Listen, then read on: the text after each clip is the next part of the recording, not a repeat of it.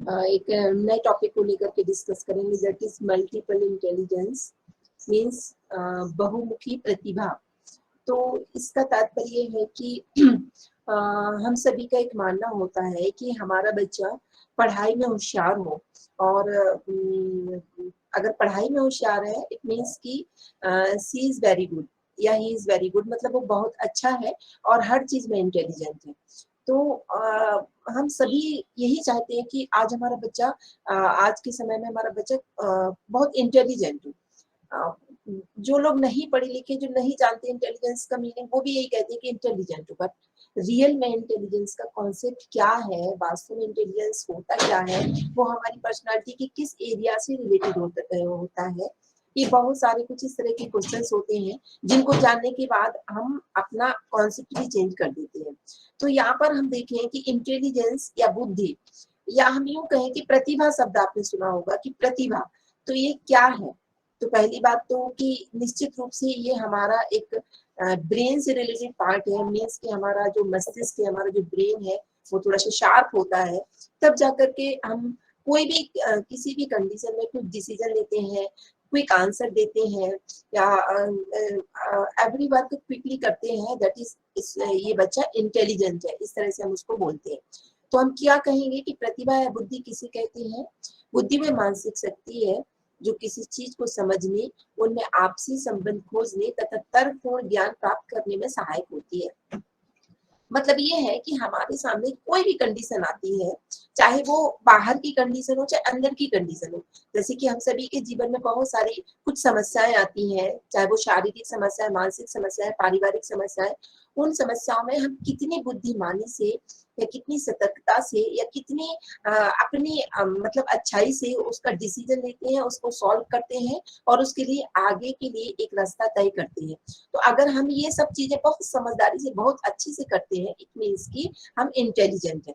और अगर ऐसा होता है कि हम हमेशा दूसरों पर डिपेंड रहते हैं, हम दूसरों की सोचते हैं, जिसने जो कहा कह दिया, हम हमेशा अपने दिमाग पर अपना दिमाग ही नहीं लगाते, ना ही हम उसको खोलना चाहते हैं, इसका मतलब कि कहीं ना कहीं हमारे अंदर इसकी कमी है।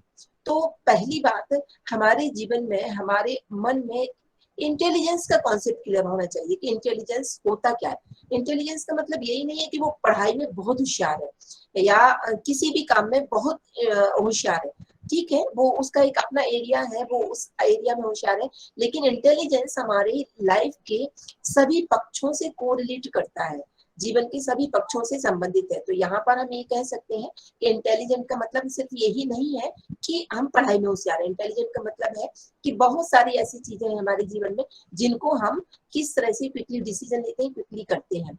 आगे हम देखते हैं कि सोचने, समझने और सीखने के इसी गुण के कारण मन मानव अन्य प्राणियों से श्रेष्ठ माना जाता है।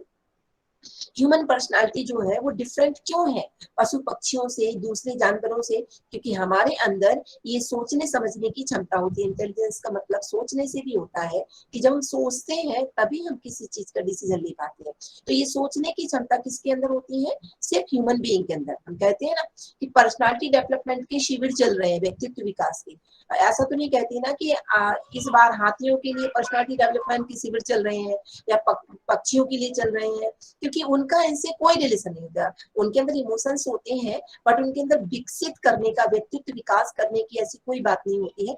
वो सिर्फ मनुष्य को ही मिली होती है, इसलिए कहते हैं ना मनुष्य जीवन एक अवसर होता है। तो सीखने, समझने और सीखने के इसी गुण के कारण हम अन्य प्राणियों से अलग होते हैं। अब बात यहाँ पर जब हम बच्चों की कर रहे हैं, क्योंकि ये गर्भावस्था वाला सेशन है, तो हमें इसमें ये देखना है कि जब हम बच्चों की बात कर रहे हैं तो बच्चों को लेकर के ही चलना है। तो यहाँ पर जैसे हम देखते हैं, बताया है कि ऐसा होता था कि मैथ्स के सॉल्यूशन या फिजिक्स के सॉल्यूशन बहुत अच्छे से फास्टली कर लेता है बच्चा, और हम कहते हैं कि बहुत इंटेलिजेंट है, और हम ऐसा सोचते हैं कि अगर ये इस चीज में इंटेलिजेंट है तो निश्चित रूप से ये दूसरी चीजों को भी बहुत जल्दी सीख लेगा। और एक दूसरी तरफ एक दूसरा बच्चा है जो पढ़ाई में डल है, पढ़ाई में बहुत होशियार नहीं है, तो हमारा क्या मानना होता है कि अरे वो तो बिल्कुल एकदम डफर है, वो किसी चीज को नहीं कर सकता क्योंकि वो पढ़ा ही नहीं जानता है।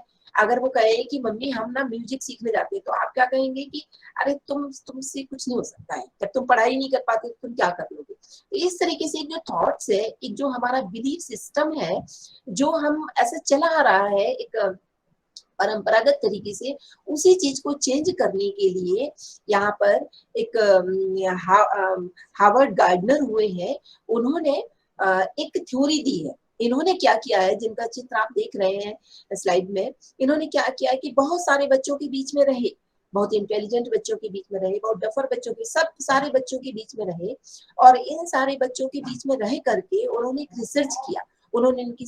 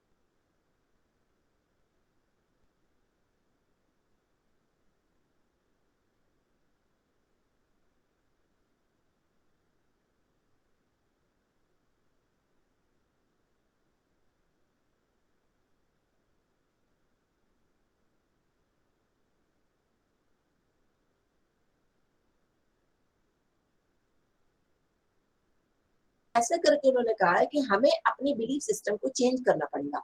और उन्होंने कहा है कि मल्टीपल इंटेलिजेंस थ्योरी, उनकी एक बुक है फ्रेम्स ऑफ माइंड, मतलब अपना अपना माइंड, अपनी दिमाग, अपने मन का पूरी तरह से एक फ्रेमिंग। तो उसमें उन्होंने लिखा है कि यहाँ पर जो इंटेलिजेंस है, जो क्वालिटीज है, जो प्रतिभा है, जो हम बच्चों में देखते हैं, हम सिर्फ एक को ही देखते हैं कि पढ़ाई में कैसा है। उन्होंने कहा कि ऐसा नहीं है, आप उसको भी एक तरफ से देखिए, और ऐसे करके टोटल आप 9 टाइप्स की, 9 प्रकार की इंटेलिजेंस को आप मेजर कर सकते हैं कि बच्चों के अंदर 9 प्रकार की इस तरह से इंटेलिजेंस होती है। वो कौन कौन सी होती है, किस किस तरह से हम उनको बढ़ाते हैं, ये सब अभी हमें आगे देखना है। तो उन्होंने कहा कि इंटेलिजेंस बच्चे के अंदर होती है, और वो मतलब पेरेंट्स की अंदर की क्वालिटीज को ही मोस्टली कैरी करती है, लेकिन उसको चेंज भी किया जा सकता है, जैसे कि इन्वायरमेंट के माध्यम से, प्रशिक्षण के माध्यम से, और हेरिडिटी जितनी है वो तो रहती है।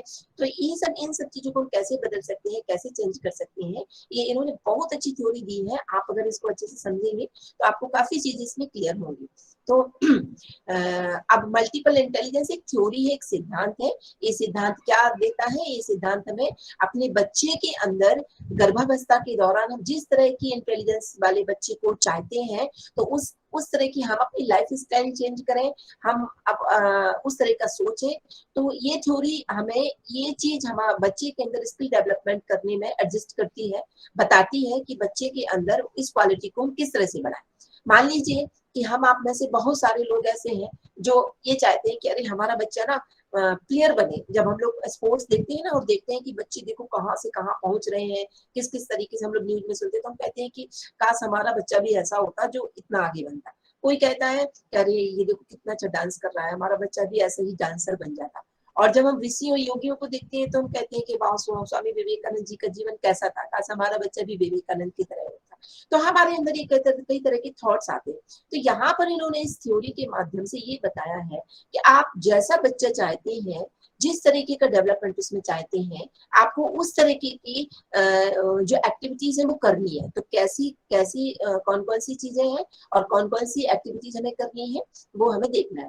तो यहाँ पर देखिए इन्होंने बताया कि हर बच्चे के अंदर, सभी बच्चों के अंदर ये 9 टाइप्स की इंटेलिजेंस होती है। बट ये है कि किसी के अंदर कोई चीज ज्यादा डेवलप होती है तो वो उस दिशा में आगे बढ़ जाता है, किसी के अंदर कम होती है, लेकिन होती सभी के अंदर है ना। ऐसा नहीं है कि जो बच्चा पढ़ाई में होशियार नहीं है वो इतना ही गधा है कि वो निकल ही नहीं पा रहा, फेल ही हो जा रहा है। पास सारे बच्चे हो जाते हैं, मतलब उनके अंदर ये इंटेलिजेंस है, लेकिन उसको डेवलप नहीं किया गया, उसको गर्भावस्था के दौरान हमने उस चीज पर ध्यान नहीं दिया, तो इस कारण वो चीज उतनी विकसित नहीं हुई। जिस जिस चीज पर हम ध्यान देते हैं वैसे विकसित हो जाता है। आज हम कहते हैं छोटे छोटे बच्चे, एक छोटा सा बच्चा 2 महीने का 3 महीने का, आप उसको लिटा दीजिए और उसके सामने मोबाइल या टीवी लगा दीजिए, तो वो इतना इतना कॉन्सेंट्रेट होकर के देखता है कि हम लोगों को समझ में नहीं आता है कि इसके अंदर ये क्वालिटी आई कहाँ से, ये प्रतिभा आई कहाँ से कि इतनी एकाग्रता से देख रहा है। तो वो प्रतिभा कहाँ से आई? वो हमारे आपके अंदर से आई।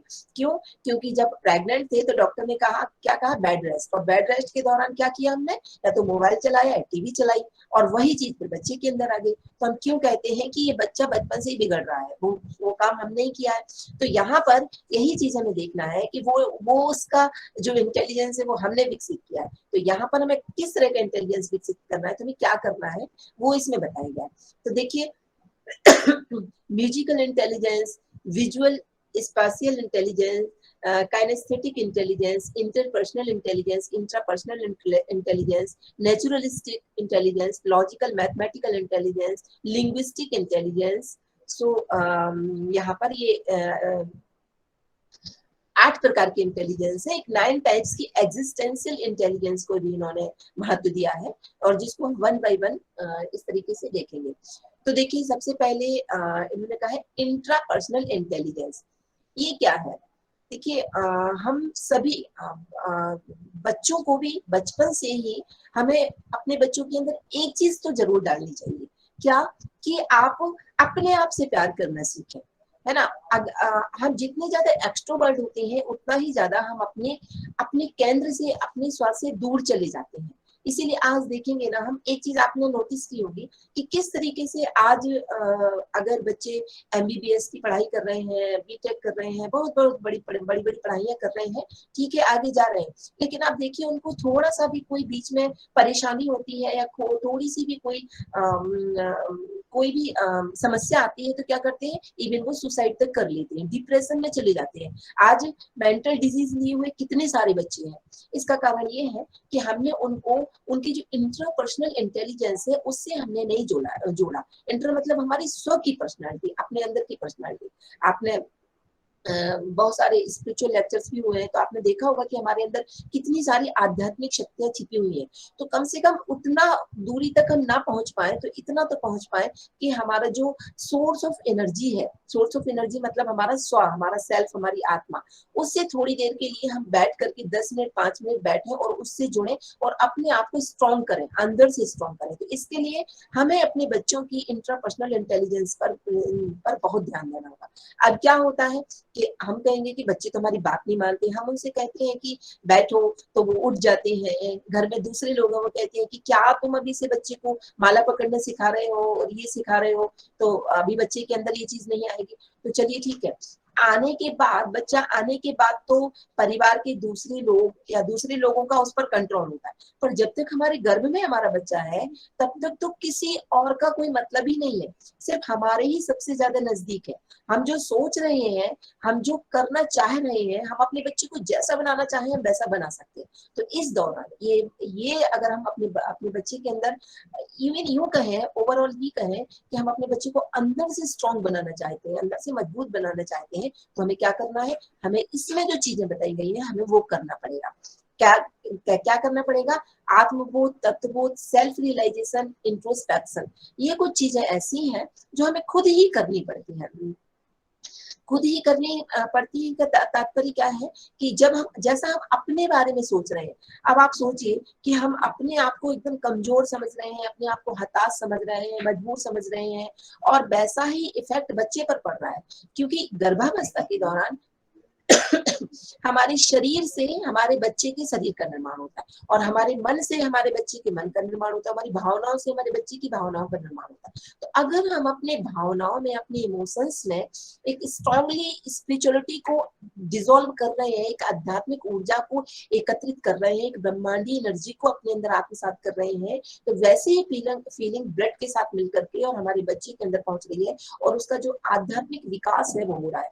आप देखेंगे कि जितने भी महापुरुष हुए हैं, अगर आप उनकी जीवनी पढ़ेंगे तो आप जानेंगे कि उनकी जो पेरेंट्स हैं उन्होंने कितनी तपस्या की है। स्वामी विवेकानंद की माँ के लिए बोला जाता है कि वो बहुत ही बड़ी शिव भक्त थी, साधना करती थी, तब जाकर के उनको ऐसे बच्चे का जन्म हुआ जो अंदर से इतना स्ट्रॉन्ग था। तो यहाँ पर ये इंटरपर्सनल इंटेलिजेंस, ये भी एक इंटेलिजेंस है।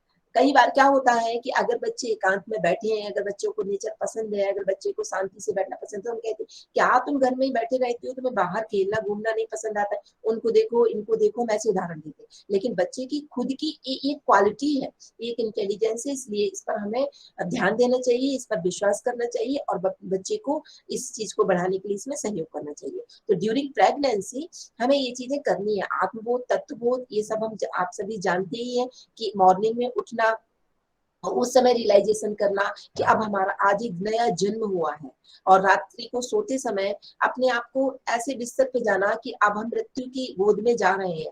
हमने हम दिन भर में जिससे जो गलतियां हुई हैं उन सबसे हम क्षमा मांगते हैं। तो इस तरह से ये आत्मबोध, तत्वबोध की साधना करते हुए हमेशा सेल्फ रियलाइजेशन करते रहना चाहिए। अपनी गलतियों को, अपने आप को हमेशा ऐसा करते रहना चाहिए कि हम कहीं हम आज होता क्या है कि सच में ऐसा, ये एक रियल फैक्ट है कि हमें सबकी गलतियां दिखाई देती है। हम अपने घर परिवार में अगर हमारे साथ भी कुछ होता है तो हम लोग अपनी गलतियों को भी दूसरों पर थोप देते हैं कि अगर आपने ऐसा नहीं किया होता ना तो हमारे साथ ऐसा नहीं होता, जबकि हमें खुद सोचना है कि कहीं ना कहीं हम ही गलत हैं। तो ऐसे करके हम अपना सेल्फ रियलाइजेशन करते रहेंगे। अगर ये हैबिट हमने ड्यूरिंग प्रेगनेंसी कर ली तो हमारे बच्चे के अंदर भी ये हैबिट आ जाएगी, और जब वो बाहर की दुनिया में आएगा तो धीरे धीरे वो भी अपने आप को हमेशा सेल्फ रियलाइजेशन करता रहेगा, और धीरे धीरे कहीं ना कहीं वो अपनी सोर्स ऑफ एनर्जी से जुड़ेगा और अपने आप को आगे बढ़ाएगा। तो जब हम इंट्रापर्सनल इंटेलिजेंस अपने बच्चे के अंदर डेवलप करते हैं तो उससे क्या होता है, उसके अंदर वो बहुत ऐसे, जैसे यहाँ पर आप देख रहे हैं आचार्य श्री का चित्र देख रहे हैं, स्वामी विवेकानंद जी का चित्र देख रहे हैं, आप गुरुदेव की माता जी के बारे में अगर आपने गुरुदेव का लाइफ स्केच पढ़ा होगा तो जाना होगा कि उन्होंने भी कितनी तपस्या की थी, तब जाकर के आचार्य श्री जैसे बच्चे का उनके गर्भ में आगमन हुआ। तो कहते हैं कि जो दिव्य आत्माएं होती हैं वो जन्म जन्मांतर तक भटकती रहती है, लेकिन वो साधारण गर्भ में नहीं आती है, उसी गर्भ में आती हैं जो लोग उनके अकॉर्डिंग अपनी मनोभूमि बनाते हैं। तो इसके लिए आवश्यक है कि हम इस तरीके का चिंतन करें। इससे क्या होगा कि हमारा जो बच्चा है उसके अंदर दार्शनिक, जो हमने आपको बताया कि फिलोसफर, इस तरीके से सोचना, लेखक, मनोवैज्ञानिक, विचारक, सेल्फ हेल्प कोचेस, मतलब उसको अपनी स्वयं का हेल्पर वो बनेगा। आज देख रहे हैं ना कितने सारे मोटिवेशनल ऑर्गेनाइजेशन होते हैं, और उसमें लोग जाकर के हजारों रुपए खर्च करके 1 घंटे की क्लास लेने जाते हैं, हजारों रुपए खर्च करते हैं। तो हम क्यों जाएं बाहर, हमारे अंदर ही खुद इतनी पावर है कि हमें हमें अपने अंदर से ही वो चीज मिल रही है। तो इस तरीके से हम अपने आप को ऐसा करें। पातंजलि योग दर्शन में कहा गया है कि वीतराग पुरुषम ध्यानम। वीतराग मतलब, राग मतलब होता है क्लेश, अविद्या स्मृता राग द्वेष अभिनिवेश से क्लेश होते हैं। तो इन क्लेशों से मुक्त जो व्यक्ति होता है उसका ध्यान करने से भी हमारे मन की शुद्धि होती है और हम अंदर से स्ट्रांग बनते हैं। तो जैसे आप जब करें, पूजा करें, जब भी करें, तो जैसे आचार्य श्री हैं, आप उनका साहित्य पढ़ रहे हैं, आप उनके साथ अपने आप को घोलिए, उनके साथ अपने आप को मिलाइए, तो उसका भी एक अच्छा इम्पैक्ट हमारे बच्चे पर पड़ता है। तो इस तरीके से ये उसकी ये पर्सनालिटी डेवलप होती है। दूसरी होती है इंटरपर्सनल इंटेलिजेंस। इंटर मतलब आपस में, तो ये भी एक क्वालिटी है। ऐसे में क्या होता है, कई बार आपने देखा है कि कई लोग बहुत धोखा खा देते हैं। किस तरीके से, हमें व्यक्ति की पहचान नहीं होती है और हम उसके इतने नजदीक चले जाते हैं और पता चलता है कि अरे ये तो ऐसा है। और ये क्वालिटी आप कहें कि वो तो बाहर से जैसा दिख रहा था, हम वैसे ही तो हमने उसके साथ ट्रीट किया, लेकिन ऐसा नहीं है। ये भी एक, जब जितनी ज्यादा हमारी इंट्रापर्सनल पर्सनालिटी डेवलप होती है उतनी ही ज्यादा हमारी इंटरपर्सनल भी इंटेलिजेंस डेवलप हो जाती है। आप देखिए जो संत लोग होते हैं, जो योगी लोग होते हैं, उनके संपर्क में अगर एक चोर जाता है या एक बदमाश व्यक्ति जाता है तो वो उसको पहचान लेते हैं। ये बात अलग है कि वो उसके साथ उस समय वैसा व्यवहार नहीं करते हैं, और लेकिन वो उसको पहचान लेते हैं कि कैसा व्यक्ति है। तो हमारे अंदर ये जो पर्सनालिटी है कि दूसरों की बॉडी लैंग्वेज को समझना, दूसरों के इमोशंस को समझना, दूसरों के व्यवहार को समझना, दूसरों की मनोदशा को समझना, उनके पीछे उनके जो शब्द हैं वो जो बोल रहे हैं उनके इरादों को समझना, ये सारी चीजें क्या होती है, ये भी एक हमारे इंटरपर्सनल इंटेलिजेंस है, ये भी एक क्वालिटी है। ये भी कई बच्चों में होती है। वो कहते हैं कई बच्चों को आप देखेंगे कि जो बड़े 9th-10th में पढ़ते हैं बच्चे, वो इन सब चीजों को भी देखते हैं कि वो कहते हैं कि उन्होंने ऐसा कहा लेकिन हमने समझ लिया कि वो क्या कहना चाह रहे हैं, अंदर से वो ऐसे है। तो समझ में आ जाता है बच्चों को ये चीज। तो ये चीज कैसे समझ में आ जाती है, क्योंकि उनकी माँ कहीं ना कहीं इतनी समझदार रही है, उन्होंने भी इस चीज को समझा, इसलिए ये क्वालिटी बच्चे के अंदर भी आ गई। तो ऐसे करने ऐसा इससे क्या होता है, इससे कई बार बहुत सारा लाभ भी हो जाता है, खुद को भी लाभ हो जाता है। कैसे लाभ हो जाता है कि वो बच्चा लोगों की बातों को समझ जाता है, उनको उनके पीछे जो वो बात कह रहे हैं उसके पीछे छिपे रहस्य को समझ जाता है और धीरे से अपने आप को डिटेस्ट कर लेता है। तो ये पर्सनालिटी भी हमारे बच्चों के अंदर होनी चाहिए, हमें उनके अंदर बढ़ानी चाहिए। ये पर्सनालिटी कैसे बढ़ती है हमारे अंदर? कहानियां सुनने, स्वाध्याय करने। देखिए, स्वाध्याय क्या होता है? स्वाध्याय हमारी मानसिक संरचना का निर्माण करता है, नव निर्माण करता है। जैसे कि हमारा जो मकान है वो पुराना हो जाता है, जर्जर हो जाता है, तो हम लोग क्या करते हैं, उसको काट छाट करवा करके, उसको थोड़ा सा तोड़ के ऐसे ऐसे करके उसको नया तरीके से बनवा देते हैं। नए तरीके से वो इतना अच्छा बन जाता है कि लगता है कि ये हमारा मकान नया है, अभी अभी बनवाया। उसी तरीके से जब हम स्वाध्याय से जुड़ते हैं, स्वाध्याय का मतलब ये नहीं कि हमने एक पेज पढ़ा और सुबह तक ही हमें याद नहीं कि रात को हमने क्या पढ़ा था। स्वाध्याय का मतलब ये होता है कि अगर आप 4 लाइन भी पढ़ते हैं तो उसका चिंतन, मनन और निधिध्यासन करें, उसके बारे में सोचें और उसको अपनी लाइफ में इंप्लीमेंट करने की कोशिश करें। जब हम ऐसा करते हैं तो उससे क्या होता है कि हमारी मानसिक संरचना एकदम चेंज हो जाती है। हम जैसा चाहते हैं वैसा। अगर आप स्वामी विवेकानंद जी का साहित्य पढ़ रहे हैं तो आप देखिए कि अगर आप उसमें डूब रहे हैं तो ऐसे लगता है कि शायद हम उनके साथ जीवन जी रहे हैं। आप गुरुदेव का साहित्य पढ़ रहे हैं तो यूं लगता है कि दूरियां नहीं रहती उस समय। ऐसा नहीं लगता है कि गुरुदेव है नहीं, कि वो दूर है। आप जहां कहीं भी, अपने घर पे भी है, अगर उनके साहित्य को बहुत गहराई से पढ़ते हैं तो आपको ऐसा लगता है कि अरे हम उनके नजदीक है, उनके पास है और हम उनसे बातचीत कर रहे हैं। तो स्वाध्याय हमारी पूरी मानसिक संरचना को नए तरीके से बना देता है। तो यही बात यहाँ पर बताई गई है कि अगर ये चीज हम चाहते हैं कि हमारे बच्चे के अंदर स्वामी जी जैसी क्वालिटीज आए, हमारे बच्चे के अंदर गुरुदेव जैसी क्वालिटीज आए, हमारे बच्चे के अंदर अब्दुल कलाम जैसी क्वालिटीज आए, तो हमें क्या करना है कि हमें उस तरीके के स्वाध्याय को करना है, उस तरह की कथा कहानियों को सुनना है, उनकी मोटिवेशनल लाइफ स्केच को पढ़ना है, जिससे कि बच्चे के अंदर ये उनकी मानसिक संरचना का निर्माण भी होता चले। इसके साथ साथ एक बहुत महत्वपूर्ण चीज जो है वो ये है कि हमारे घर परिवार में, अब रह तो हम घर परिवार के साथ रहे हैं, हमारे परिवार के लोग हैं, पेरेंट्स हैं, सास ससुर हैं और ननद हैं, परिवार के सारे लोग हैं, उनके साथ भी हमें अपने व्यवहार को चेंज करना चाहिए। उससे भी इस चीज पर प्रभाव पड़ता है। कैसे प्रभाव पड़ता है? इन्होंने कहा है, महर्षि पतंजलि जो बहुत बड़े योगी हुए हैं, ऋषि हुए हैं, उन्होंने 4 चीजें बताई, 4 प्रकार की फीलिंग्स बताई। उन्होंने कहा कि अगर ये 4 प्रकार की भावनाएं आपके अंदर होंगी तो आप बहुत कुछ अपनी इस पर्सनालिटी को डेवलप कर सकते हैं और बच्चे के अंदर भी इस पर्सनालिटी को डेवलप कर सकते हैं। तो क्या उन्होंने कहा कि एक तो मित्रता का भाव रखना चाहिए, एक करुणा का भाव रखना चाहिए और एक आनंदित रहने का भाव रखना चाहिए और एक उपेक्षा का भाव रखना चाहिए। तो ये 4 फीलिंग्स हमें किन किन लोगों के साथ रखना चाहिए? तो वो कहते हैं कि जो व्यक्ति यहाँ पर एक शब्द कट गया है, सुखी व्यक्ति के प्रति मित्रता का भाव रखना चाहिए। तो सुखी व्यक्ति कौन है? तो सुखी व्यक्ति वो है, अगर हम देखें अपने आध्यात्मिक ग्रंथों के अनुसार या परम पूज्य गुरुदेव के अनुसार, तो आचार्य श्री कहते हैं कि सुखी व्यक्ति वो है जो अपने आप में स्थित है, जो शांत है, जो स्थिर है। हमारे अनुसार सुखी व्यक्ति कौन है? जिसके पास कार है, जिसके पास बंगला है, जिसके पास गाड़ियां हैं, और हम लोग सोचते हैं कि ये लोग सुखी व्यक्ति हैं और इनके साथ रह करके शायद हम भी सुखी बन जाए। लेकिन जब आप उनके नजदीक जाएंगे तो आप देखेंगे कि वो कितने कष्ट में है, कितने दुख में है।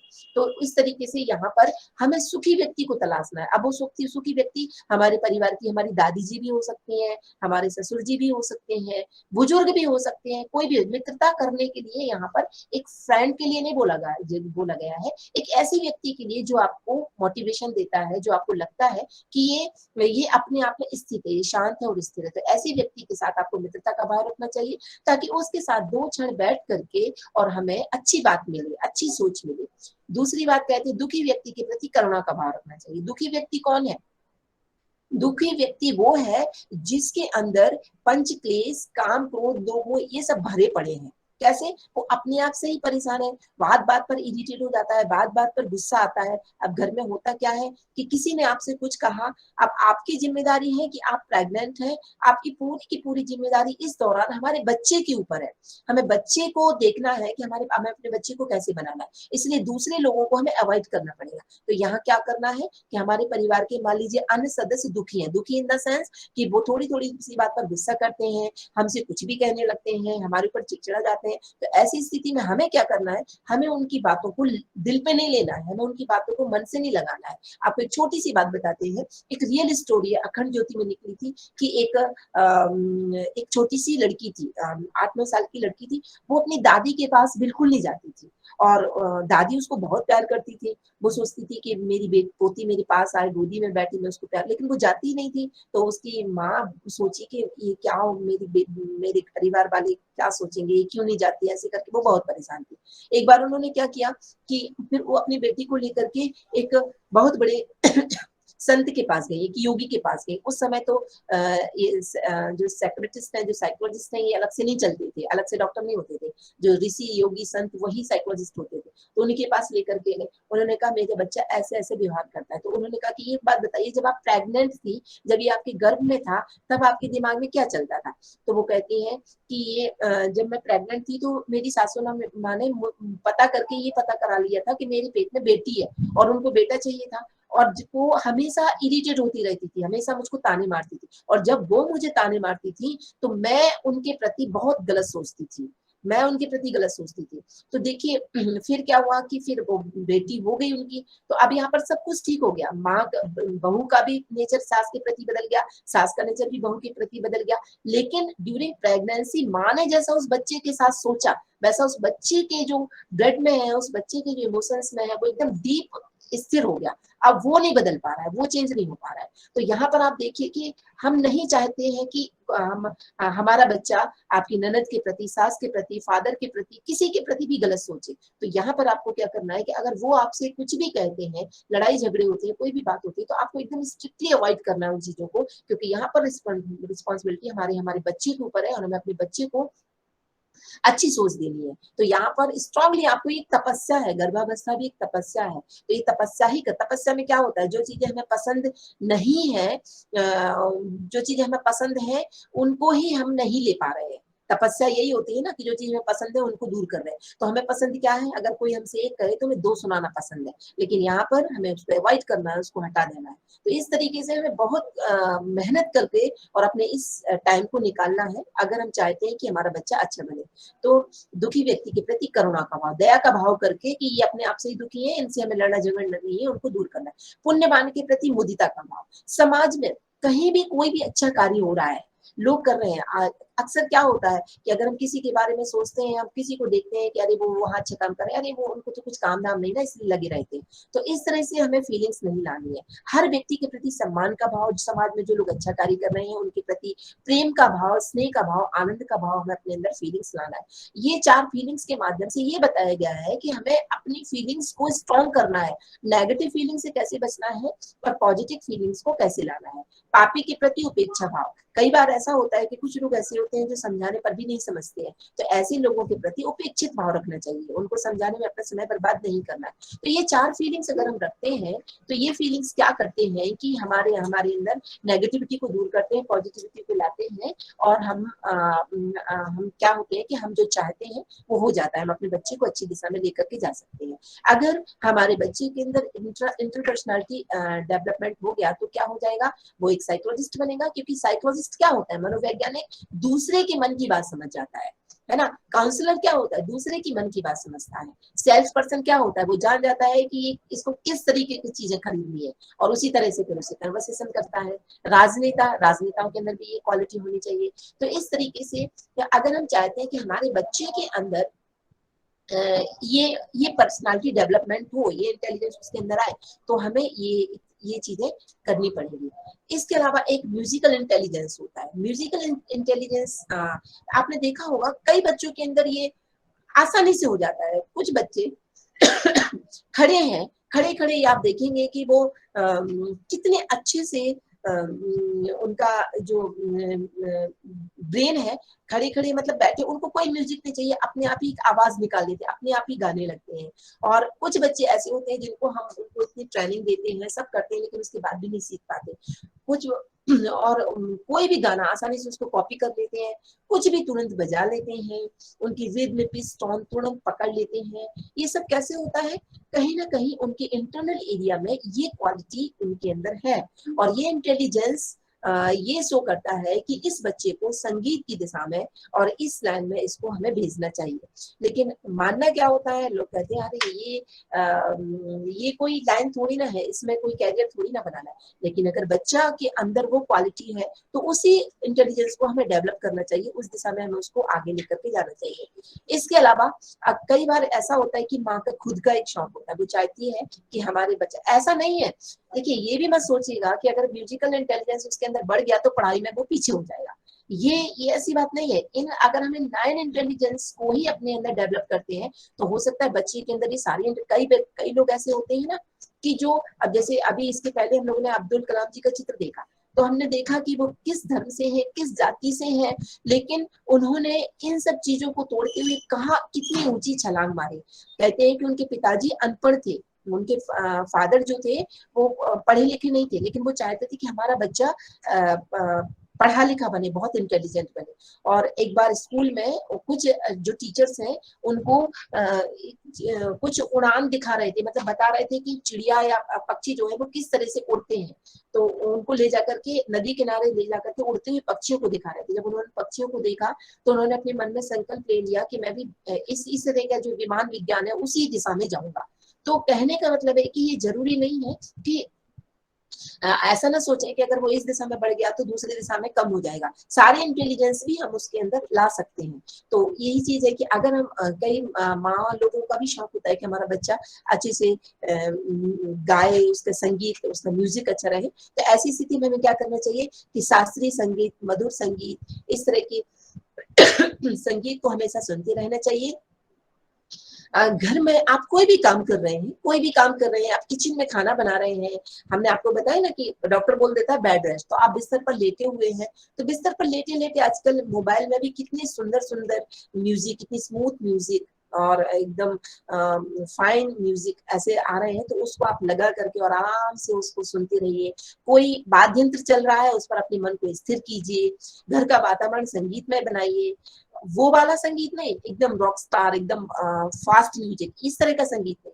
ये एक ऐसा संगीत, मधुर संगीत, क्लासिकल म्यूजिक जो कि हमारी स्पिरिचुअल पर्सनालिटी को डेवलप करता है। और इसके साथ साथ आप देखेंगे कि जो हमारा ये म्यूजिक होता है, ये हमारी मस्तिष्क की कोशिकाओं पर भी इसका प्रभाव पड़ता है। हमारी जो ब्रेन सेल्स है, ब्रेन सेल्स के बारे में जब आप पढ़ेंगे तो उनका जो वो जो डेंड्राइट्स पार्ट होता है कुछ, तो वो इस तरीके से खिलने लगता है, इस तरह से डेवलप होने लगता है। तो हमारा जो मस्तिष्क की कोशिकाएं, हमारी जो पिट्यूटरी ग्लैंड है, हमारा जो पीनियल ग्लैंड है, इस पर इसका बहुत ही पॉजिटिव इम्पैक्ट पड़ता है। और हमारे अंदर बच्चे के अंदर जो लिंग्विस्टिक या मैथमेटिकल इंटेलिजेंस का भी इस इंटेलिजेंस से विकास हो सकता है, क्योंकि उसकी ब्रेन सेल्स डेवलप होने लगती है। तो इस तरीके के जब हम करते हैं, म्यूजिक में इंटरेस्ट रखते हैं, तो हमारे बच्चे के अंदर ये चीजें और ऑटोमेटिकली आने लगती हैं। इसके अलावा है विजुअल स्पेशियल इंटेलिजेंस। ये क्या होता है? विजुअल, जैसे कि इसके नाम से ही स्पष्ट है कि आपने देखा होगा कई बच्चों को कि किसी एक चीज को देखते हैं और उसका पूरा का पूरा एक अपने दिमाग में खाका तैयार कर लेते हैं। जैसे इंजीनियर्स होते हैं ना, जो आर्किटेक्चर्स होते हैं या प्रोडक्ट डिजाइनर्स होते हैं, तो वो क्या करते हैं कि एक बार उन्होंने, एक कहते हैं ना, एक नजर मारी और उन्हें सारी चीजें समझ में आ जाती है। तो ये क्वालिटी कौन सी होती है? तो मन की आंखों से कल्पना करना, मतलब कि उन्होंने उस चीज को देखा और उनकी जो ब्रेन आईज है, उनकी जो मानसिक मन है, मन की आंखें, उससे पूरा का पूरा इमेजिनेशन कर लिया कि ये चीज कैसे करनी है, किस तरीके से इसको लेना है। उसका जो भी सामने चीज है, उसकी शेप, साइज, डिस्टेंस, एंगल, ये सारी की सारी इमेजिनेशन उनके माइंड में सेट हो जाती है। तो ये एक इंटेलिजेंस है, ये हर किसी को नहीं आ सकता है, ये हर कोई नहीं कर सकता है। तो ये इंटेलिजेंस भी होता है, जो जब ऐसा होता है तो हमारे बच्चे जो है वो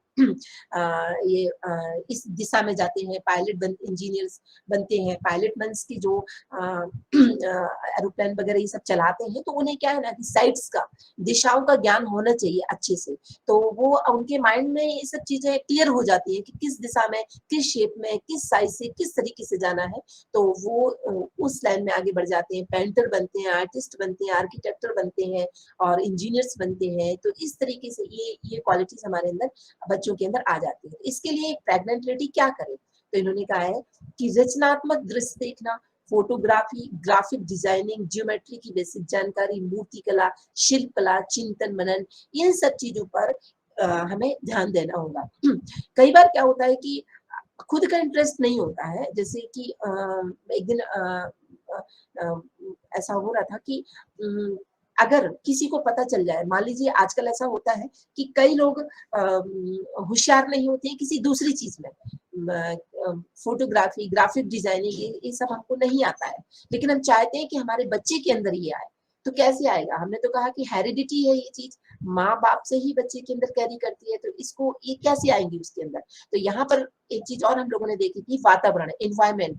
तो इन्वायरमेंट अगर हम बच्चों को देते हैं तो उससे भी वो चीज चेंज हो जाती है। आपने डॉक्टर गायत्री दीदी के लेक्चर्स में सुना होगा कि किस तरीके से जो क्रोमोसोम्स हैं, जो जेनेटिक्स हैं, उनमें भी चेंजेस किया जा सकता है। तो ऐसे करके कि हम अपनी ही हेरिडिटी को चेंज कर सकते हैं, अपने बच्चे के अंदर वो क्वालिटीज ला सकते हैं जो भले ही हमारे अंदर नहीं है, कि लेकिन हम अपने बच्चे को देना चाहते हैं। तो इसके लिए ये वाली इंटेलिजेंस बढ़ाने के लिए ये जो चीजें इसमें बताई गई हैं वो करना चाहिए। फोटोग्राफी में इंटरेस्ट लेना चाहिए। आप कभी बैठ जाएं, नेचुरल चीज देखें, किसी पेड़ के पास बैठ जाएं, किसी इमेज को देखें, कुछ भी इस तरीके से अपने मन को कॉन्सेंट्रेट करके इस तरह से देखें। मूर्ति कला में इंटरेस्ट लें, शिल्प कला में इंटरेस्ट लें, और ये जो कुछ गेम्स दिए गए हैं इसमें वो इस तरह की वो करें, पेंटिंग करें। तो ये सब होने से बच्चे के अंदर ये चीज आ जाती है। लिंग्विस्टिक वर्बल इंटेलिजेंस, आपने देखा कि कई बच्चे ऐसे होते हैं जिनका लिंग्विस्टिक बहुत अच्छा होता है, वाद विवाद करना, बात करना, मतलब कहते हैं कि बहुत अट्रैक्टिव पर्सनालिटी होती है, यानी कि भाषा के माध्यम से खुद को व्यक्त करने की क्षमता। लिंग्विस्टिक वर्बल, लिंग्विस्टिक मतलब हो गया आपका भाषाई क्षमता, कि आपका जो भाषा है, यानी जो लैंग्वेज है, जो लिंग्विस्टिक है, उस पर आपकी बहुत पकड़ है। कहते हैं जैसे कि डिबेट्स में क्या होता है कि एक टॉपिक दिया जाता है, अब वो टॉपिक के बारे में आपने तैयारी करके तो आए नहीं, कभी डिबेट्स में ऐसे ही होता है। तो कोई टॉपिक दिया और उसमें एक बच्चा ऐसा होता है जो बहुत अच्छे से अपने व्यूज को एक्सप्रेस कर लेता है, तो ऐसा कैसे हो जाता है? इट मींस कि उसके अंदर लिंग्विस्टिक वर्बल इंटेलिजेंस भरी पड़ी है, उसके अंदर भाषा में पकड़ है। जैसे जिसमें जैसे कि जटिल जानकारी, कॉम्प्लेक्स इंफॉर्मेशन को शब्दों में सोचने और व्यक्त करने की योग्यता। जैसे आप देखेंगे कि बहुत अच्छा निबंध लिख लेना, बहुत अच्छी काव्य रचना कर लेना, बहुत अच्छा गद्य लिख लेना, ये कुछ बच्चों में क्वालिटीज होती है। तो ये भी एक इंटेलिजेंस है, और इसका भी हमें रिस्पेक्ट करना चाहिए, और बच्चों के अंदर ये बढ़ाने के लिए क्या करना चाहिए वो चीज हमें बतानी चाहिए। ऐसे लोग न्यूज़पेपर में एडिटोरियल पढ़ना पसंद करते हैं, कहानी सुनाना पसंद करते हैं, शब्दों और भाषा पर उनकी गहरी पकड़ होती है। कई बच्चे ऐसे होते हैं जो छोटे से ही उनको न्यूज़पेपर पढ़ने का एक शौक होता है, और न्यूज़पेपर ना केवल पढ़ना बल्कि उसके बारे में डिस्कस करना। तो ये एक क्वालिटी है, ये उनके अंदर की प्रतिभा है जिस पर हमें ध्यान देना चाहिए। इसको हम कैसे बढ़ाएं? लेखन कार्य, विचारों का वार्तालाप और प्रस्तुतिकरण। आप बैठे हैं घर में, बैठे बैठे क्या करना है कि स्वाध्याय हम लोगों ने ऊपर किया ही है, देखा ही है। अब वो स्वाध्याय करने के बाद आपके मन में जो थॉट्स आ रहे हैं, जो भी विचार आ रहे हैं, एज इट इज नहीं लिखना है, जो भी विचार आ रहे हैं आपको एक पेज पर लिखना चाहिए। हमें अपने अंदर की लेखन क्षमता को बढ़ाना चाहिए। विचारों का वार्तालाप और प्रस्तुतिकरण, किसी भी एक अच्छे से टॉपिक को लेकर के उस पर डिबेट्स करना चाहिए, नई भाषा को सीखना चाहिए। और सबसे महत्वपूर्ण वो ये है कि जैसे हमने आपको बताया कि बहुत सारा टाइम होता है प्रेगनेंसी के टाइम, बहुत सारा टाइम होता है, जो वर्किंग लेडीज है वो ऑफिस से छुट्टी ले लेती हैं, घर में ज्यादा काम भी नहीं करना पड़ता है। तो जो टाइम हम मोबाइल और लैपटॉप पर या टीवी में या मूवी देख करके हम गुजार रहे हैं, वो टाइम आपको कुछ ऐसा कर जाना है कि हमें अपने बच्चे को वो बना देना है जो कि आम लोगों से अलग हो, दूसरे बच्चों से अलग हो। और तो इसके लिए जो सबसे महत्वपूर्ण वो है, भगवत गीता और उपनिषद के श्लोक को सुनना। बहुत जैसे मान लीजिए कि कठिन लगता है, हमको नहीं समझ में आ रहा है, तो आपको क्या करना है, मोबाइल में वो लगा देना है, रोज एक एक अध्याय कर करके आप उनको सुनिए। और भागवत गीता के उपनिषद के आप जब उनको, भले ही हमें उसका अर्थ नहीं आता है, लेकिन उसकी ऊर्जा को आप महसूस करने की कोशिश कीजिए। जब आप उन श्लोकों को पढ़ेंगे, सुनेंगे, तो आप क्या होगा कि वो जो आपके थॉट्स हैं, हमने आपको बताया ना कि बच्चे की भावनाओं का, बच्चे का मन का निर्माण हमारे मन और हमारी भावनाओं से होगा। बच्चे की भावनाओं पर इम्पैक्ट होगा, और स्वाभाविक रूप से भगवत गीता और उपनिषद के श्लोक तो इतने कठिन है, अगर उन पर उनकी पकड़ हो गई तो समझ लीजिए कि उसकी लिंग्विस्टिक पर पकड़ हो जाएगी। आपको कभी भी उसको किसी चीज को तैयार करने की जरूरत नहीं होगी, वो डिबेट्स में अपने आप पार्टिसिपेट कर लेगा, वो अपने आप लिख देगा। तो ये भगवत गीता और उपनिषद के जो श्लोक सुनना और सीखना है, ये बहुत मायने रखता है। इस पर बहुत सारी रिसर्च भी हुई है, बहुत सारे रिसर्च हुए हैं कि ड्यूरिंग प्रेगनेंसी माँ ने जब ये सब चीजों का पाठ किया, उन्होंने सुना, देखा, तो क्या हुआ कि जब बच्चा आया तो उसके अंदर बहुत सारे चेंजेस देखे गए। बोलकर पढ़ना और स्वाध्याय करना, और स्वाध्याय तो हम लोगों ने पहले भी देख लिया था, स्वाध्याय का अपने आप में बहुत महत्व है। अगर हम ऐसा करते हैं तो आप देखेंगे कि इसकी प्रैक्टिस करते हैं तो बच्चे के अंदर, अध्यापक को क्या है, एक टीचर को पढ़ाते समय बहुत सारी लैंग्वेज की जरूरत होती है, बहुत सारी उदाहरणों की जरूरत होती है। एक सफल अध्यापक कौन होता है, जो बहुत सारे उदाहरणों से बच्चों के दिमाग में उस बात को फीड कर देता है जो वो बताना चाहता है। तो बच्चे के अंदर एक अध्यापक के गुण आते हैं। वकील जो जितना अच्छा डिबेट्स कर लेता है वो उतना ही अच्छा वकील होता है। पत्रकार में भी यही क्वालिटीज होती है, लेखक में भी यही, सार्वजनिक वक्ता में भी यही, जो पब्लिक स्पीकर्स होते हैं, सब जगह जिनको बोलना होता है, तो वो सारी चीजें ये क्वालिटीज आती हैं। जैसे कि आप देखेंगे हमारे प्राइम मिनिस्टर जब बोलते हैं तो सुनने का मन करता है। बहुत सारी शब्दों को, बहुत सारी चीजों को वो कुछ इस तरह से बताते हैं कि बहुत अच्छा लगता है। लगता है कि हाँ, स्पिरिचुअलिटी से भी जुड़ी है, सोशल लाइफ से भी जुड़ी है, और पारिवारिक लाइफ से भी जुड़ी है, तो सुनने का मन करता है। तो जब हम लोगों ने उनकी माँ के बारे में जाना, देखा, तो उनको भी हम जानते हैं कि किस तरीके से उन्होंने अपने संघर्षमय जीवन से, और वो कितनी जमीनी धरातल से वो उठे हुए हैं। तो यही चीज है कि बच्चों के अंदर जब ये चीज आ जाती है, तो हमारे हमारे आपके पास से ही कोई रविन्द्रनाथ टैगोर निकल करके आते हैं, कोई कुमार विश्वास निकल करके आते हैं, और कोई बड़े बड़े लोग निकल करके आते हैं। एक ये लॉजिकल मैथमेटिकल इंटेलिजेंस, ये वो है जो हमने शुरू में कहा था कि हम सभी चाहते हैं कि हमारा बच्चा गणित में होशियार हो। अब हम तो होशियार नहीं थे, लेकिन हम चाहते हैं हमारा बच्चा होशियार हो। तो इसके लिए क्या करें? यद्यपि ये कोई वो नहीं है कि अगर गणित में होशियार है तो हमें पूरा का पूरा पर्सनालिटी का एक मेजरमेंट कर लें कि अरे ये हमारे पड़ोस में ये बच्चा गणित में बहुत होशियार है, मीन्स कि यही ऐसा बच्चा होना चाहिए, यही सब चीज होनी चाहिए। ये सब कुछ नहीं है। देखिए क्या लिखा है, अधिकांश आईक्यू और एप्टीट्यूड टेस्ट इसी इंटेलिजेंस का कुछ हिस्सा मापते हैं। मतलब जो आईक्यू और एप्टीट्यूड टेस्ट जो होते हैं, जो कॉम्पिटिटिव टेस्ट जो होते हैं, वो इस इंटेलिजेंस का कुछ हिस्सा मापते हैं। ऐसा नहीं है कि वो ओवरऑल होल पर्सनालिटी उसकी डेवलप है, लेकिन हाँ, ये इंटेलिजेंस का एक पार्ट तो है ही। तो इसमें क्या होता है कि ये जो गणितीय बुद्धि है, इसमें रीजनिंग, रिकॉग्नाइजिंग पैटर्न और लॉजिकल प्रॉब्लम को हल करने में मदद मिलती है। अब अगर ये इंटेलिजेंस होती है तो एक चीज तो निश्चित है कि ना केवल गणित में, बल्कि हमारी लाइफ के गणित में भी बच्चा सक्सेस होता है। कैसे? कि कोई भी लॉजिकल प्रॉब्लम आती है, कई ऐसी समस्याएं होती है जब हमको लगता है कि अरे इसका सॉल्यूशन कुछ नहीं समझ में आ रहा है, तो चूंकि उसका दिमाग लॉजिकल है, तो वो कहीं ना कहीं से कोई ना कोई रास्ता निकाल ही लेगा।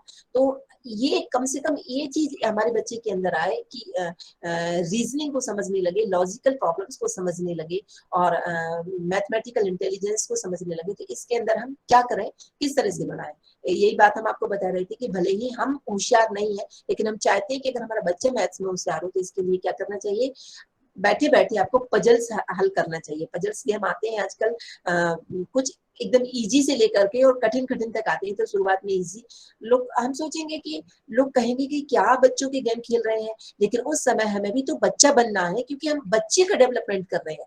हमने आपको बताया कि बाहर आने के बाद तो दूसरे लोग कहेंगे कहाँ बच्चे को फंसा रखा है, इसको बाहर ले चलते हैं, लेकिन यहाँ तो हमारा पूरा कंट्रोल है।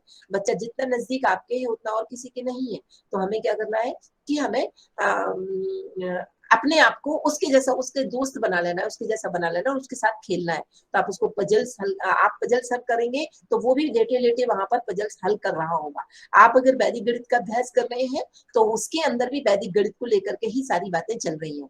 तार्किक खेल जो लॉजिकल गेम्स जो होते हैं, जैसे पहेलियों, पहले पहेलियों का अभ्यास होता था, बहुत पहेलियां चलती थी, आजकल तो कोई लोगों को जानता भी नहीं है ना। कंप्यूटर ग्रेडिंग सीखना, आजकल कंप्यूटर प्रोग्रामिंग भी सीखते हैं। बिल गेट्स के बारे में अभी हम पढ़ रहे थे कि बिल गेट्स के बहुत बड़े, मतलब माइक्रोसॉफ्ट उसके अध्यक्ष हैं और कितने बड़े व्यक्ति हैं वो। तो कहते हैं कि वो 23 ईयर्स में कहाँ से कहाँ पहुंच गए थे। जब उनकी माँ के बारे में पढ़ा तो उनकी माँ को ये सारी चीजें आती थी, वो भी बहुत इंटेलिजेंट थी। तो बच्चा जैसी माँ होती है, जैसा हम करते हैं, सोचते हैं, चलिए अभी तक हम नहीं जानते थे, हमें नहीं आता था, लेकिन अगर हम चाहते हैं कि अब हमें अपने बच्चे को ऐसे बनाना है, तब हमें अपने आप को चेंज करना पड़ेगा।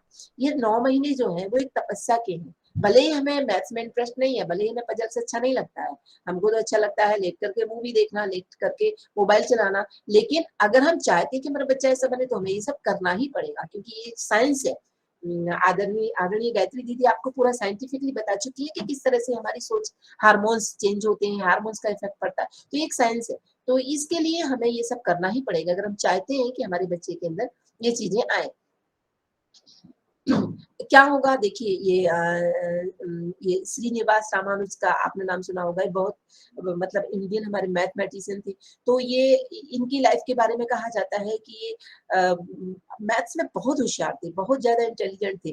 तो कैसे हुए ये होशियार, क्योंकि इनके जो पेरेंट्स हैं, उस समय की जो कंडीशंस थी, उस समय की जो परेशानियां थी, वो कुछ इस तरीके से थी कि वो हमेशा यही सोचते थे कि हमारा बच्चा साइंटिस्ट बने या गणित के इसमें जाए या इस तरीके से आगे बढ़े। तो वो, उसकी माँ हमेशा ऐसा सोचती रहती थी। तो जब ये आए, भले ये दूसरे सब्जेक्ट में, कई बार क्या होता था कि ये अपनी क्लास में ना दूसरे सब्जेक्ट में फेल हो गई थी एक बार, और मैथ्स में इनके 100 में 100, तो इनको स्कूल से निकाल दिया कि ऐसा थोड़ी ना होता है। लेकिन इन्होंने कहीं ना कहीं से रास्ते ढूंढ लिए, फिर इन्होंने पेपर मिल में काम किया। पेपर मिल में इनको एक बुक मिली जिसमें बहुत सारे फॉर्मूलाज थे, वो फॉर्मूलाज को इन्होंने अपने आप से सॉल्व करना शुरू किया, और इस तरीके से इन्होंने अपनी एक बहुत बड़ी कुछ 3 डायरियां निकाली, और वो 3 डायरियों को मिलकर के फिर एक बुक बनाई गई। तो इनका अपना एक जीवन का एक बहुत बड़ा वो है। कहने का तात्पर्य ये है कि इनके बारे में ये कहा जाता है कि अगर बच्चे के अंदर, अगर माँ जैसा सोच ले और बच्चे के आने के बाद बच्चे के अंदर ये चाहत, कहते हैं ना जहाँ चाह वहां राह, तो रास्ते खुल जाते हैं। तो उसी इसी तरीके से हमें भी यही सोचना है कि बच्चे के अंदर इस तरीके की फीलिंग्स आए और उस तरह से प्रयास करना है। आप आर्यभट्ट को, जो इतने बड़े एस्ट्रोलॉजिस्ट थे, इनके बारे में भी जानते हैं। तो ये सब तभी होती है। अल्बर्ट आइंस्टीन के बारे में भी आपने सुना होगा। ये सब बिल गेट्स की हमने आपको स्टोरी बताई है। तो ये सब तभी होता है जब हम चाहें कि हमारे बच्चे के अंदर ये क्वालिटीज आए। तो यहाँ पर बिल्कुल ये फैक्ट है कि हमें ऐसा चाहना है। हर माँ अपने बच्चे को लॉजिकल स्मार्ट बनाना चाहती है। तो अगर इंट्रा पर्सनल इंटेलिजेंस में बताई गई प्रैक्टिसेस, जो इंट्रा पर्सनल में हम लोगों ने पढ़ा था, क्या पढ़ा था, इंट्रोस्पेक्शन, मेडिटेशन, मतलब कुछ इस तरीके से कि जो हम अपने स्वास्थ्य से जुड़ सके, वो सारी चीजों के साथ साथ हमें कुछ और भी प्रैक्टिस करनी है जो इसके पहले बताई गई। गेम खेलना, देखिए ये सब कंसंट्रेशन वाली चीजें हैं। जैसे मैथ्स भी है, तो मैथ्स ऐसा नहीं है कि आप मोबाइल भी चला रहे हैं, टीवी भी देख रहे हैं और सॉल्यूशन भी सॉल्व कर रहे हैं। जितना कंसंट्रेशन, कहते हैं कि जो साइंटिस्ट होते हैं वो योगी होते हैं, वो ऋषि होते हैं, क्योंकि उस समय जब जिस स्थिति में जब वो खोज कर रहे हैं, रिसर्च कर रहे हैं, और उस समय उसका उनके मेंटल लेवल का अगर मेजरमेंट किया जाए और एक योगी का साधना के दौरान का मेजरमेंट किया जाए, तो दोनों में सेम चेंजेस पाएंगे। तो कहने का मतलब ये है कि अगर हम चाहते हैं मैथ में ये सब चीजें करना, तो ये जो पजल्स है या वैदिक गणित का अभ्यास है, तार्किक के लिए, ये हम इन सब के लिए कॉन्सेंट्रेशन चाहिए। तो इसके लिए इंट्रा पर्सनालिटी को डेवलपमेंट करने के लिए जो चीजें बताई गई थी वो सब हमें करना है, उसके साथ साथ इन चीजों को करना है। Scientist, engineer, mathematics, computer programmer, accountant, manager, doctor, administrator, ये सारे क्वालिटीज के अंतर्गत बच्चे के अंदर आएंगे। बॉडीली काइनेस्थेटिक इंटेलिजेंस, शारीरिक गतिज बुद्धि। शारीरिक गतिज बुद्धि क्या होती है कि शरीर की मांसपेशियों के माध्यम से कार्य करने की क्षमता, मतलब कि एक फिजिकल एक्सप्रेशन उसका बहुत ही बेस्ट होता है। जैसे आप देखते हैं कि कई बच्चों को तुरंत ही डांस करने लगते हैं, नृत्य देखते ही कॉपी कर लेते हैं, कोई उन्होंने डांस देखा और कॉपी कर लेते हैं। और कई बच्चों के साथ हमें बहुत प्रयास करना पड़ता है। इसका मतलब ये है कि जो बच्चे तुरंत डांस को कैच कर लेते हैं, उनके अंदर मूवमेंट, परफॉर्मिंग एक्शंस और फिजिकल कंट्रोल की एबिलिटी अन्य बच्चों की तुलना में बहुत ज्यादा है। और ये जो क्वालिटी है, यही क्वालिटी जो होती है शारीरिक गतिज बुद्धि के रूप में, कि बॉडी को काइनेटिक करना, बॉडी को, शरीर को गति देना, इसके लिए बॉडी माइंड कंसंट्रेशन, ऐसा नहीं है कि सिर्फ शरीर को हिलाते रहना है, माइंड कंसंट्रेशन की भी आवश्यकता होती है। तो इसके इसमें भी दो तरह की होती है, एक ग्रॉस मोटर इंटेलिजेंस और एक fine motor intelligence. Gross motor intelligence क्या होती है, जो विराट लेवल पे, जो बड़े लेवल पे, जैसे डांसर होना, है ना। और ये देखिए, आप देख रहे हैं इनको, इन्होंने ये गेम इतना बड़ा, अभी अभी इतना बड़ा ये खेल इन्होंने जीता। तो इस तरीके से ये आजकल तो इसको कितना प्रमोट किया जा रहा है, हमारे राजनेता, हमारी गवर्नमेंट भी इस चीज को प्रमोट कर रही है। तो इससे क्या हो रहा है कि ग्रॉस मोटर इंटेलिजेंस की बच्चों के अंदर शारीरिक गति ऊर्जा इतनी ज्यादा होती है कि वो बच्चे चाहे स्पोर्ट्स में कोई भी गेम हो, चाहे क्रिकेट हो, चाहे कुछ भी हो, उसमें कितना आगे बढ़ जाती है। तो ये ग्रॉस मोटर इंटेलिजेंस में एक ये वाला आता है। और दूसरा फाइन मोटर इंटेलिजेंस में क्या होता है, फाइन मोटर इंटेलिजेंस वो होती है जिसमें शरीर की सभी ग्रॉस मोटर इंटेलिजेंस वो होता है जिसमें शरीर की सभी बड़ी मांसपेशियों को प्रयोग में लाया जाता है, जैसे तैरना, दौड़ना, चलना, रेंगना, खेलना, कूदना, ठीक है। और फाइन मोटर इंटेलिजेंस वो होता है जिसमें शरीर की कुछ छोटी मोटी मांसपेशियों, जैसे कि हाथ की उंगलियों को, कुछ चीजों को प्रयोग में लाया जाता है, जैसे कि बहुत अच्छा स्वेटर बुनना, है ना, घर का डेकोरेशन करना, घर का काम करना, और ये इस तरीके से ये मूर्ति बनाना। तो ये सब चीजें फाइन मोटर इंटेलिजेंस के अंतर्गत आता है। इस प्रकार की गतिविधियों में छोटी मांसपेशियों का उपयोग शामिल होता है, जैसे ड्राइंग करना, स्वेटर बुनना, किसी चीज को पकड़ना। ये दोनों ही चीजें अपने आप में क्वालिटी है। जैसे कि घर में जो गृहिणी होती है, जरूरी नहीं है कि जो वर्कर्स हो, जो बाहर काम करते हो, वही इंटेलिजेंट है। घर में जो गृहिणी होती है, जो स्वेटर बुनती है, जो घर की डेकोरेशन को बहुत अच्छे से संभाल करके रखती है, जो घर में बहुत अच्छे से व्यवस्थित रखती है, वो भी उनकी अंदर की एक प्रतिभा है। ऐसा नहीं है कि लोग कहते हैं ना ये तो घर में ही है ना, कुछ काम नहीं, नहीं नहीं, उनके अंदर भी एक प्रतिभा है। तो वही प्रतिभा बच्चों में भी देखा गया है। जिन माँ के अंदर ये चीज होती है, बच्चों के अंदर वो आ जाती है। क्योंकि ड्यूरिंग पहले जमाने में ऐसा क्यों होता था, सभी लोगों को स्वेटर सिलाई में क्यों इंटरेस्ट था, क्योंकि जब माँ लोग क्या करते थे कि जब वो प्रेग्नेंट होते थे, उनके पास टाइम होता था, तो वो स्वेटर बुनना शुरू कर देते थे, सिलाई करना शुरू कर देते थे, है ना। तो इस तरीके से जो चीजें करते थे, तो बच्चों के अंदर भी वो चीजें आती थी। और आज वो सब नहीं है, तो बच्चों के अंदर भी वो चीजें नहीं है। तो इसीलिए इन चीजों पर ध्यान देना है कि अगर हम चाहते हैं कि हमारे बच्चे के अंदर फाइन मोटर इंटेलिजेंस हो, तो हमें भी इन चीजों में इंटरेस्ट लेना चाहिए।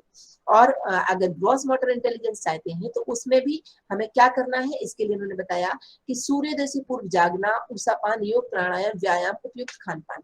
अब देखिए, इसमें जो चीजें बताई गई हैं, इससे डबल फायदा है, दो फायदे हैं। क्या फायदे हैं? आजकल हम देखते हैं कि छोटे बच्चे पैदा होने के बाद तुरंत ही बीमार होने लगते हैं, है ना, तुरंत ही उनका ट्रीटमेंट चलने लगता है। ऐसा क्यों होता है? क्योंकि उनका जो फिजिकल बॉडी कैपेसिटी है, वो बहुत वीक होती है, स्ट्रांग नहीं होती है। क्यों वीक होती है? क्योंकि हमने उस समय ध्यान नहीं दिया। जब मन किया तो उठे, जब मन किया तो खाया, जो मन किया तो खाया, है ना, जो मन किया तो खाया। तो यहाँ पर वो कहते हैं कि अगर हम इन चीजों पर भी ध्यान देंगे, तो इससे एक लाभ तो ये होगा कि हमारे बच्चे को शारीरिक और मानसिक स्वास्थ्य प्राप्त होगा। और दूसरा लाभ क्या होगा कि ये जो हम लोग काइनेटिक इंटेलिजेंस की बात कर रहे हैं, ये डेवलप होगी। तो हमें क्या करना चाहिए? सूर्योदय के पूर्व जागना चाहिए। सूर्योदय के पूर्व क्यों जागना चाहिए? इसका एक बहुत बढ़िया साइंटिफिक रीजन है कि जो चांद होता है, चंद्रमा को कहते हैं कि वो देने वाला होता है। और चांद की जो रेज है, सूर्य की रेज तो हमारे, हम सूर्य की किरणों से हम सभी परिचित हैं, लेकिन चंद्रमा की जो किरणें होती हैं, वो क्या करती हैं कि वो जो बहुत ही बेनिफिशियल एलिमेंट्स जो छोड़ती हैं रात को, उनसे क्या होता है कि जो पेड़ पौधे हैं वो उसको एब्जॉर्ब कर लेते हैं, पत्ती या लीफ जो है उस पर स्थित हो जाती है। और फिर सुबह मॉर्निंग में जब ठंडी ठंडी हवा चलती है, तो वो जो बेनिफिशियल एलिमेंट्स जो चंद्रमा ने भेजा है, वो जब हम प्राणायाम करते हैं, श्वास लेते हैं, तो वो हमारे अंदर जाता है। और वो हमारे लिए इतना फायदेमंद होता है कि ऑटोमेटिकली हमें फिट बनाने लगता है। तो सूर्योदय के पूर्व जागना इसीलिए कहा गया है। और उसके तुरंत बाद जब सूर्योदय हो जाता है तो उसको, जब हम सूर्य की किरणों को लेते हैं तो चांद की जो चीजें हमने ली हैं उनके साथ सूर्य की किरणें मिलकर के उसको डबल पावर दे देती हैं। तो ये सूर्योदय के पूर्व जागना बहुत ही ज्यादा बेनिफिशियल है। ऊषा पान करना, जब हम ऊषा पान करते हैं, आपको जो दैनिक जीवन शैली वाला जो लेक्चर है उसमें ये सारी चीजें बताई गई होंगी। तो ये सब हमें करना चाहिए, योग, प्राणायाम, व्यायाम, उपयुक्त खान पान, ये सब करने से क्या होता है, फिजिकली फिट होता है, मेंटली फिट होता है। और जब ये दोनों चीजें होती हैं तो हमारी दोनों ही ग्रॉस मोटर और फाइन मोटर इंटेलिजेंस दोनों ही डेवलप होती है। इसके अलावा नेक्स्ट है नेचुरलिस्टिक इंटेलिजेंस, प्राकृतिक बुद्धि। प्राकृतिक बुद्धि क्या होती है, प्रकृति के साथ सामंजस्य। प्रकृति के साथ जो व्यक्ति स्पिरिचुअल होते हैं, जो जिन बच्चों के अंदर या जिन व्यक्तियों के अंदर इंट्रापर्सनल पर्सनालिटी डेवलप होती है, उनको ऑब्वियसली नेचर से भी बहुत ही ज्यादा लगाव होता है, नेचर से भी बहुत ही ज्यादा प्रेम होता है। आपने देखा होगा कि जो हमारे वो जगदीश चंद्र बासु, ये जो है हमारे वनस्पति विज्ञान के जो साइंटिस्ट है, इन्होंने ये नेचर के इतने नजदीक रहे कि इन्होंने इस चीज तक को महसूस कर लिया कि जो पौधे हैं उनको भी गर्मी लगती है, उनको भी ठंड लगती है, उनको भी प्रकाश महसूस होता है, उनको भी शोर महसूस होता है। यानी कि बाहर की जो उत्तेजनाएं हैं उनके प्रति वो सेंसिटिव होते हैं, पौधे सेंसिटिव होते हैं। तो जब हम प्रकृति के नजदीक रहते हैं तो एक तरीके से प्रकृति से वार्तालाप करने लगते हैं। और प्रकृति से जब हम वार्तालाप करने लगते हैं तो आपने पढ़ा होगा, आपने देखा होगा कि जो ब्रह्म की जो चेतना है, ब्रह्म की जो ऊर्जा है पूरे विश्व ब्रह्मांड में बिखरी पड़ी है, जिसमें सबसे ज्यादा शांत स्थल पर प्रकृति के नजदीक बैठती है। तो जब हम प्रकृति से बच्चा प्यार करने लगता है तो उसकी इंट्रापर्सनालिटी भी ऑटोमेटिकली बढ़ने लगती है। और इसके साथ साथ उसका दिमाग क्या होता है, खाली आकाश तत्व जो होता है वो खालीपन का स्थान माना जाता है। तो जब उसका ब्रेन जो खाली होता है, ब्रेन खाली होने लगता है तो उसके अंदर जो बहुत सारे पॉजिटिव थॉट्स हैं वो कलेक्ट होने लगते हैं, नए नए विचार उसके अंदर आने लगते हैं।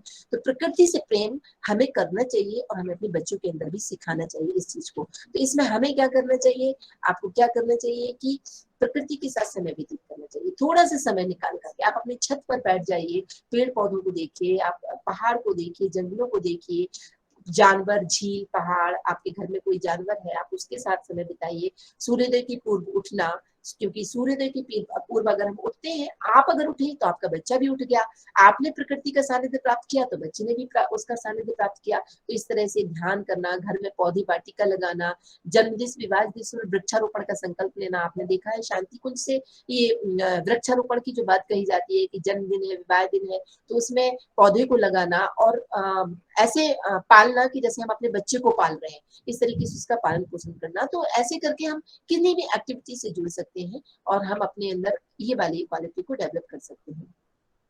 इसके साथ ही 8th तो उन्होंने दिया है, 9th भी उन्होंने लास्ट में दिया है, एग्जिस्टेंशियल इंटेलिजेंस, अस्तित्ववादी बुद्धि। अस्तित्ववादी बुद्धि का तात्पर्य है कि हम अपने अस्तित्व से जुड़ते हैं, अपनी इंटरनल पर्सनालिटी से जुड़ते हैं, हम अपने अस्तित्व के बारे में सोचते हैं। जैसे जो योगी हैं, ऋषि हैं, संत हैं, वो उन्होंने अपनी इसी इंटेलिजेंस को विकसित करके और यहाँ तक पहुंचते हैं। इसमें क्या होता है कि इसमें हमारे अंदर एक इंट्यूशन आता है। हम कभी कभी बच्चा बैठे बैठे सोचने लगता है कि क्या क्या, जैसे कभी कभी अचानक क्या होता है कि कुछ ऐसी घटनाएं, जैसे अभी कोरोना के टाइम पे आपने देखा कि किस तरीके से घर के लोग चले गए और कितने लोग चले गए, हमारे नजदीक के लोग चले गए। तो एक ऐसी फीलिंग्स आई कि जिंदगी क्या है, कभी भी खत्म हो जाती है, क्या करना है जिंदगी को। तो आखिर अगर ये कभी भी खत्म हो जाती है तो इसका रियल एग्जिस्टेंस क्या है, इसका अस्तित्व क्या है। जब हम इस गहराई में, कई लोग इसी सोच के कारण स्पिरिचुअल बन जाते हैं और कई लोग इसी सोच के कारण डिप्रेशन में चले जाते हैं, बीमार बन जाते हैं। तो क्यों ना हम हमारे आसपास से घटित घटनाओं को लेकर के एक अच्छी सोच, एक अच्छी विचारधारा लाएं, और वो ये है कि हम इस जिंदगी के बारे में गहराई से सोचें। और जब सोचें तो हम ये जानते हैं कि शरीर का तो कोई अस्तित्व नहीं है, तो कभी भी खत्म हो जाता है। और जब शरीर खत्म हो जाता है तो हम सिर्फ इसी को ही प्रायोरिटी क्यों देते हैं। तो अगर ये नहीं है तो इसके अलावा एग्जिस्टेंस किस चीज का है, तो हम कहते हैं कि एग्जिस्टेंस आत्मा का है, एग्जिस्टेंस मन का है, जो इस शरीर से निकल करके फिर दूसरे शरीर में चला जाता है। इस तरह से जन्म जन्मांतर तक हमारी ये प्रक्रिया चलती रहती है। तो जब ऐसी थॉट्स, ऐसे सोच हमारे अंदर आते हैं तो बच्चे के अंदर भी ये इस तरीके के प्रश्न आते हैं, और जब ऐसी हमारे अंदर सोच आती है तो ब्रह्मांड के साथ संयुक्त होने लगते हैं, ब्रह्मांड के साथ हमारे अंतर संबंध बनने लगते हैं। आपने सत्येंद्र नाथ बोस का नाम सुना होगा। सत्येंद्र नाथ बोस वो है जिन्होंने आइंस्टीन को साइंस में आगे बढ़ने के लिए जो थ्योरी दी है, बोसॉन थ्योरी दी है, इन्होंने कहा है, बोसॉन पार्टिकल के बारे में उन्होंने कहा है कि किस तरीके से ब्रह्मांड जो है, हम कहते हैं ना कि सब सृष्टि की रचना किस चीज से हुई, सृष्टि की उत्पत्ति किस चीज से हुई, और जिससे उत्पत्ति हुई तो हम उससे मिलने की कोशिश करें, उस तक पहुंचे। तो इन्होंने वही थ्योरी दी है कि वो एक पार्टिकल के रूप में उन्होंने बताया कि वो कौन सा पार्टिकल है, बोसॉन पार्टिकल है, जिसके माध्यम से इस सृष्टि की रचना हुई। ऐसे करके उन्होंने फिजिक्स में खोज करके और बताया। तो हमारे जो भारतीय वैज्ञानिक हैं, खोज सारी भारत से हुई, लेकिन जो श्रेय है वो विदेशी ले गए। तो कहने का तात्पर्य है कि अगर हम, हमारे अंदर एग्जिस्टेंशियल इंटेलिजेंस है, बच्चे के अंदर एग्जिस्टेंशियल इंटेलिजेंस है, तो वो फिलोसफर के साथ साथ एक साइंटिस्ट भी बन सकता है, बहुत आगे बढ़ सकता है। तो ये चीजें हैं। तो उन्होंने कहा है, ये 9 टाइप्स की इंटेलिजेंस उन्होंने बताई है। उन्होंने कहा है कोई भी इंटेलिजेंस हो, चाहे वो हमारा काइनेस्थेटिक इंटेलिजेंस हो, चाहे लिंग्विस्टिक हो, और चाहे हमारा मैथमेटिकल इंटेलिजेंस हो, लेकिन इनके साथ साथ इंटरपर्सनल, इंट्रापर्सनल और म्यूजिकल, ये 3 इंटेलिजेंस को हमें लॉन्ग टर्म सक्सेस के लिए डेवलप करना ही चाहिए। तो इसमें जो जो प्रोसेस हमें बताई गई है, उन प्रोसेस को अगर हम फॉलो करते हैं तो हमारी इन इंटेलिजेंस के साथ साथ हमारे बच्चे के अंदर और दूसरी इंटेलिजेंस भी बढ़ती चली जाती है। तो इस तरह से हम कह सकते हैं कि जो इंटेलिजेंस है वो तो एक बास्केटबॉल प्लेयर की तरह है, यानी कि मतलब बास्केटबॉल प्लेयर की हाइट की तरह है, लंबाई है, लेकिन इसके साथ साथ इसको डेवलप कैसे करना है, इसको, इसमें केवल हाइट से कुछ काम नहीं चलेगा, इसके साथ साथ और भी ट्रिक्स है, उनको किस तरीके से हमें खेलना है, किस तरह से सक्सेस होना है, ये सारी चीजें हैं। तो अगर हमने एक इंटेलिजेंस की बात की है, इसका मतलब ये नहीं है कि वो ही इंटेलिजेंस डेवलप होगी, बाकी नहीं। इनमें से किसी भी एक को अगर हम पकड़ करके चलते हैं तो सारी में एक दूसरे से जुड़ी हुई चीजें बताई जाती है। मान लीजिए हमने म्यूजिकल में देखा कि म्यूजिकल को बढ़ाने के लिए क्या क्या चीजें करेंगे, तो उसमें जैसे हमने कहा कि मेडिटेशन करना और साइलेंट म्यूजिक सुनना। तो जब हम ऐसा करेंगे तो हमारा जो ब्रेन सेल्स है वो शांत होंगी, एक्टिव होंगी, तो स्वाभाविक रूप से उसका जो दूसरे इंटेलिजेंस है वो बढ़ने लगेंगे। तो कुल मिलाकर के ये सारी चीजें वो चीजें हैं कि हम अपने बच्चे की होल पर्सनालिटी को डेवलपमेंट करें, उसका समग्र स्वास्थ्य को प्रबंधित करें और उसकी सारी इंटेलिजेंस को एक साथ करें। तो इसके लिए इस तरह से हमने आपको ये मल्टीपल इंटेलिजेंस के बारे में कुछ बताया। गर्भावस्था के दौरान ये सारी इंटेलिजेंस बच्चे में विकसित की जा सकती है। जैसा हमने आपको पहले ही बताया कि अगर हम, भले ही हमारी हेरिडिटी में ना हो, भले ही हमारी अनुवांशिकता में ना हो, लेकिन एक वातावरण अगर हम देते हैं तो बच्चों के अंदर की उन चीजों को भी चेंज किया जा सकता है। इस तरह से हमने आपको ये कुछ चीजें आपको बताने का प्रयास किया, और इसी के साथ हम अपनी बात को समाप्त करते हैं।